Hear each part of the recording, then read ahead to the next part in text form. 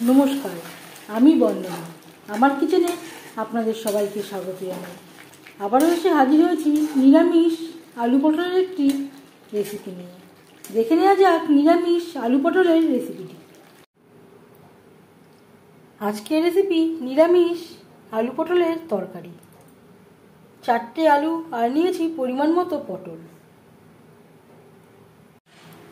খোসা ছাড়িয়ে পটল টুকরো করে কেটে নিয়েছি আর পরিষ্কার করে ধুয়ে নিয়েছি। আলুও খোসা ছাড়িয়ে ডুমো করে কেটে নিয়েছি আর পরিষ্কার করে ধুয়ে নিয়েছি। দিয়ে দিয়েছি সামান্য পরিমাণে রিফাইন্ড অয়েল।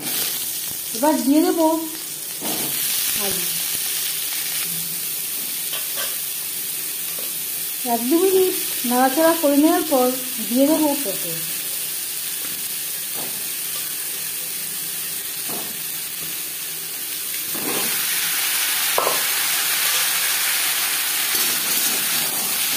আলুর সাথে পটলটা ভালো করে মিক্স করে দেবো।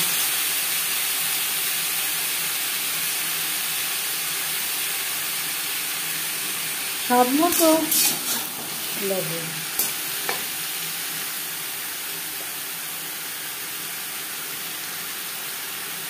পরিমাণ মতো হলুদের গুঁড়ো। লবণ হলুদ দিয়ে পটল 4-5 মিনিট ভেজে নেব। আলু পটল 4-5 মিনিট ভেজে নেওয়ার পর গ্যাসের ফ্লেমটা বন্ধ করে দেবো। একটা পাত্রে উঠিয়ে নেব। আলু পটল ভেজে নেওয়া কড়াইতে আবারও তেল দিয়েছি। ফোড়নে দিয়ে দিলাম পাঁচফোড়ন।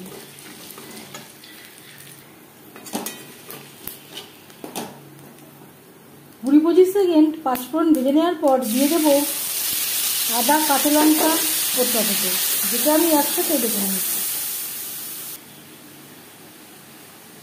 আর দিয়ে দেবো সামান্য পরিমাণে জল, মশলা কষাবার সুবিধার জন্য।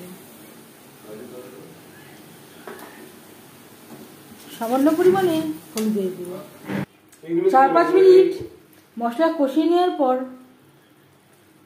দিয়ে দেবো 1 চামচ ভাজা মশলা। এখানে আমি 1.5 চামচ মতো অ্যাড করলাম।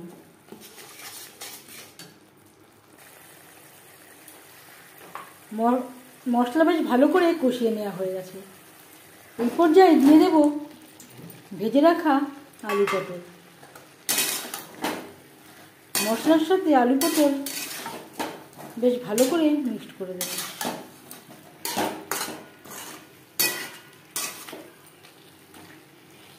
মশলার সাথে আলু পটল রান্না করব মিডিয়াম ফ্লেমে।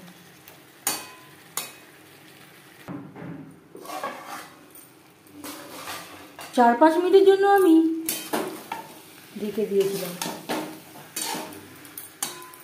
মশলার সাথে আলু পটল বেশ ভালো করে কষিয়ে নেওয়া হয়ে গেছে।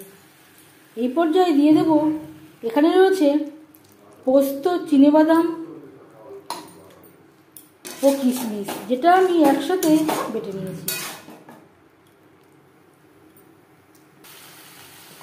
আর দিয়ে দেবো মিক্সচারের জারটা দিয়ে জল। যা যা ইনগ্রিডিয়েন্টস আমি এই রান্নাতে ব্যবহার করব তা আমি রান্না করার সময় বলে দেবো, ডেসক্রিপশানে দিয়ে দেবো। প্লিজ আপনারা একবার চেক করে নেবেন।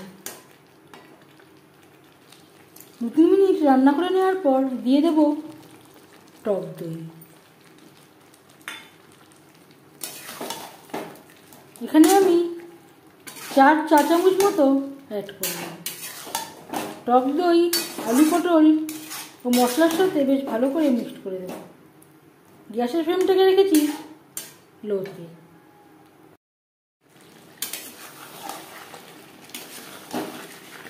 লো ফ্লেমে আরও 2-3 মিনিট নাড়াচাড়া করে নেওয়ার পর গ্যাসের ফ্লেমটাকে হাইতে করে দেব। আর দিয়ে দেব জল। জল কতটা অ্যাড করবেন সেটা সম্পূর্ণ নির্ভর করছে আপনার উপর। এখানে আমি একটু গা মাখা মাখা ঝোল রাখবো।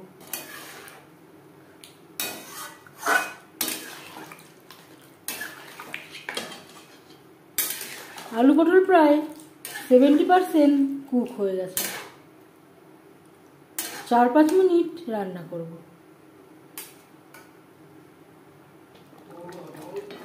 গ্রেভির সাথে আলু পটল বেশ ভালো করে সুসিদ্ধ হয়ে গেছে।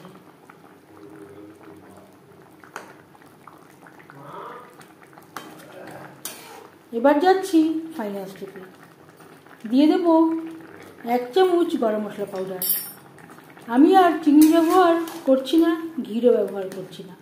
আপনারা চাইলে এই পর্যায়ে চিনি ও ঘি ব্যবহার করতে পারেন। বেশ ভালো করে মিক্সড করে দেওয়ার পর গ্যাসের ফ্লেমটা বন্ধ করে দেব।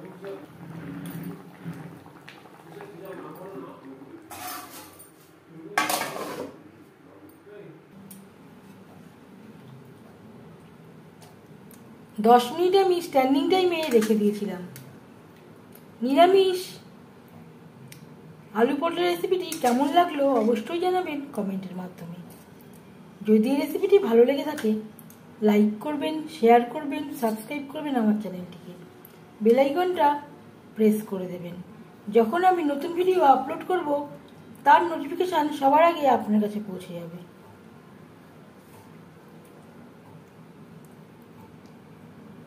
আপনারা সবাই অনেক অনেক ভালো থাকবেন।